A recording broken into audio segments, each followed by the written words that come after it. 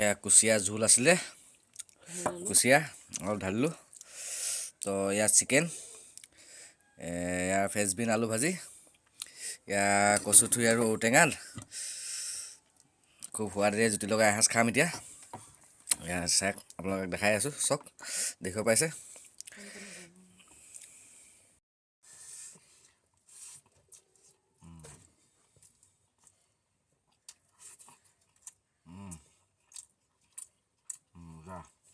আলু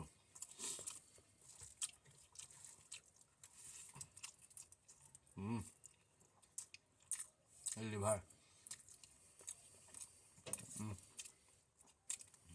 মজা ঔটেঙা